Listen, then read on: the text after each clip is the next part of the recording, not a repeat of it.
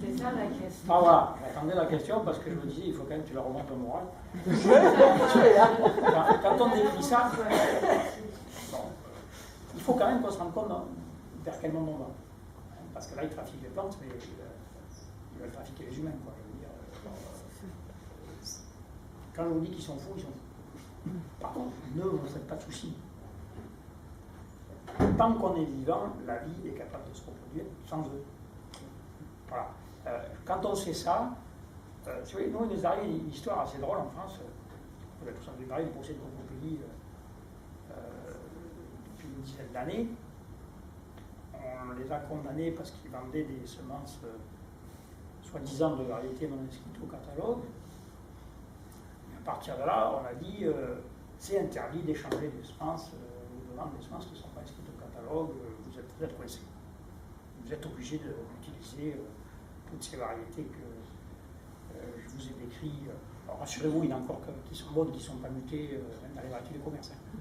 Tout n'est pas des OGM ni plantes mutées. Enfin bon, quand on ne sait pas, on se méfie. Nous, on a cru que tout était foutu, donc on a dit on n'a pas le droit, on prend le gauche. Prendre le gauche, ça veut dire qu'on n'a pas le droit d'échanger des semences, on échange des semences. On n'a pas le droit de reproduire notre récolte, on reproduit notre récolte, et on sélectionne nos variétés, comme ça, on n'aura pas les variétés de l'industrie.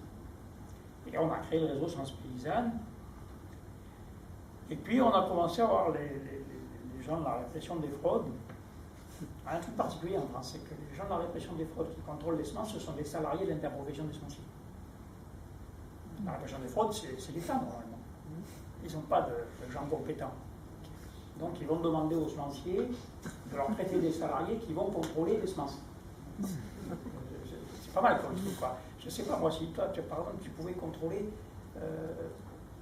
tu embauchais des salariés qui vont contrôler tes concurrents, ça serait pas mal quand même. C'est pas ton état d'esprit, donc tu n'iras pas chercher à le faire, mais je crois que dans le commerce, il y en a pas mal, ça l'intéresserait. Mais c'est comme ça que ça se passe en France. Ce sont des salariés du NIS, de la profession des semences, qui viennent nous contrôler. Et nous, on leur a dit, bon, venez nous chercher une petite bête, là, parce qu'on échange des semences, mais vos employeurs, là, c'est les sélectionneurs. Ils mettent les semences sur le marché. Quand ils sélectionnent, la variété n'est pas encore inscrite, puisqu'ils la sélectionnent, elle n'est pas finie.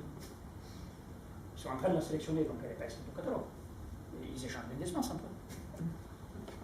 Et oui, sinon ils ne peuvent pas sélectionner. Elles ne tombent pas du ciel, les semences. Ils ont le droit. Oui, ça s'appelle des échanges de semences pour une utilisation non commerciale. C'est-à-dire que la loi sur les échanges de semences ne concerne que l'utilisation commerciale. Ah tiens, c'est rigolo ça. Moi, je fais de la sélection en commun. Moi, je conserve des variétés, c'est pas une utilisation commerciale. Je conserve la biodiversité, c'est même un service public. Je fais de la recherche. Donc on leur a dit non, mais nous on fait comme les semenciers. Et puis après on a creusé un peu plus loin, on a dit mais attendez, un jardinier amateur qui fait son jardin pour bouffer ses légumes. On appelle ça de l'autoconsommation. C'est pas une utilisation commerciale de la semence. Donc il n'est pas obligé d'acheter des semences de variété inscrites au catalogue. Et moi je peux très bien vendre à quelqu'un qui va faire de l'autoconsommation des semences de variétés qui ne sont pas inscrites au catalogue. Ils ont dit oui, vous pouvez. Ah oui, on peut. Alors pourquoi vous avez condamné Cocopelli? Ah mais Cocopelli, ils n'ont pas voulu le dire. Ils ont dit qu'ils refusaient toute réglementation. Attendez, moi, c'est quand même bizarre cet état dans lequel on est. Un juge qui condamne quelqu'un parce qu'il a oublié de faire son étiquette comme il faut. Donc, il y a à dire qu'il ne vendait que pour des jardiniers amateurs. Et vous allez découvrir qu'il n'y a pas que les contrôleurs de la répression des fraudes qui sont des salariés du NIS. En France, si vous cherchez un juriste spécialisé dans les semences, le gouvernement, il n'y en a pas.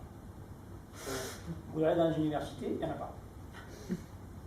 Le droit des semences n'est pas un droit universitaire. C'est un droit professionnel. Moi, j'ai une amie qui a fait sa thèse sur le droit des semences. Voilà, très brillant. Voilà, les semenciers, ils n'en ont plus bien dans la thèse. Très brillant, avec des félicitations et tout. Mais elle a dit, on lui a dit très bien, madame, mais ce n'est pas une thèse universitaire. Résultat, elle a voulu enseigner, elle ne peut pas. Donc elle ne peut se faire embaucher que par des professionnels. Qui sont les professionnels des semences qui ont de l'argent pour payer les juristes? Ce n'est pas les paysans. Nous, on n'a pas d'argent pour payer les juristes. Donc les deux salariés en France qui sont experts en droit des semences, c'est les salariés des semenciers. Un de l'interprofession semencière, qui s'appelle le MIS, et un de l'Office communautaire des variétés végétales, c'est ceux qui font le certificat de mention végétale. En plus, je vous dis un, mais c'est deux femmes. Et donc, un juge, bon, c'est compliqué le droit des semences, il doit juger. Bon, aucun juge ne connaît toutes les lois, parce que c'est très complexe.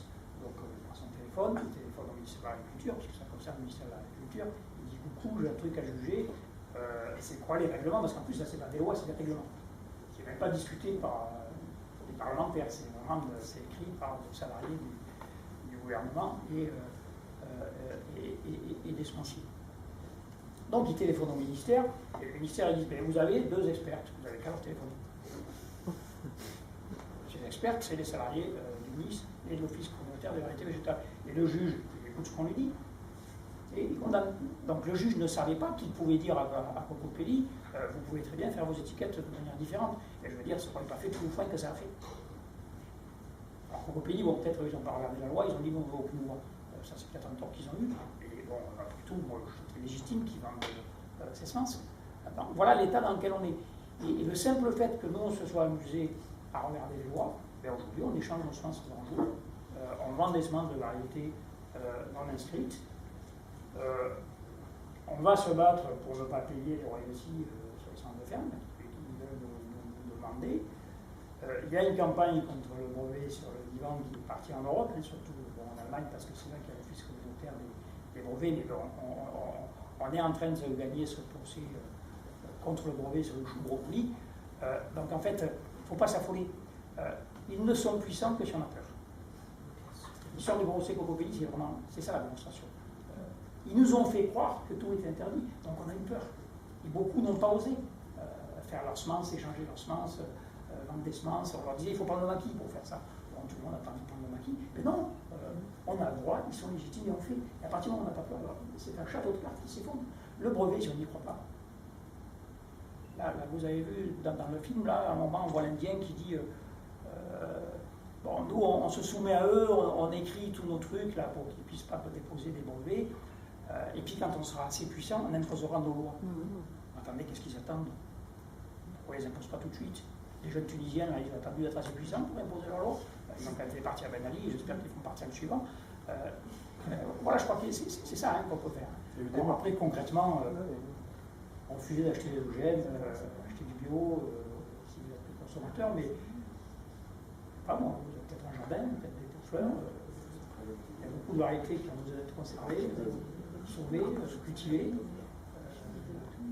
Vous pouvez faire du jardin sur un balcon à Paris. Vous pouvez mettre des ruches sur vos toits. Je crois qu'il y a plus. Les abeilles périssent beaucoup moins à Paris. Et en fait, les analyses de miel, dans les champs qui sont autour, c'est moins pollué sur Paris que en campagne. Il y a moins de pesticides. Donc, on peut tous faire beaucoup de choses. Mais la première chose, c'est de ne pas avoir peur. Si on n'a pas peur, c'est bon.